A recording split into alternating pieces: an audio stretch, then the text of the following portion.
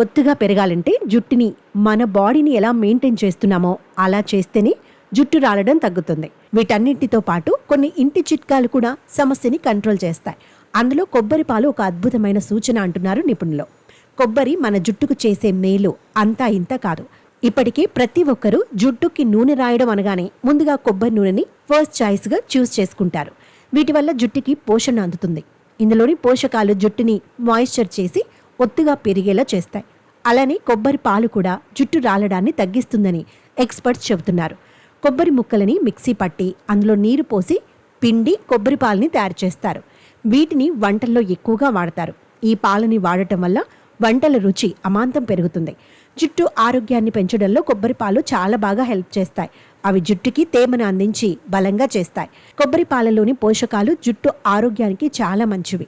ఇవి vitamins, minerals, fatty యాసిడ్స్తో నిండి ఉంటాయి. కాబట్టి స్కాల్ప్ మాయిశ్చరైజ్ అవుతుంది. ఇందులోని న్యాచురల్ ప్రోటీన్స్ జుట్టుని కుదుళ్ల నుంచి బలంగా చేసి వెంట్రుకల్ని బలంగా చేస్తాయి. దీంతో బ్రేకేజ్, స్ప్లిట్ సెండ్స్ని తగ్గిస్తాయి. కొబ్బరి పాలలోని సహజ ఫ్యాటీ యాసిడ్స్ మాయిశ్చరైజింగ్ ప్రభావాలని కలిగి ఉంటుంది.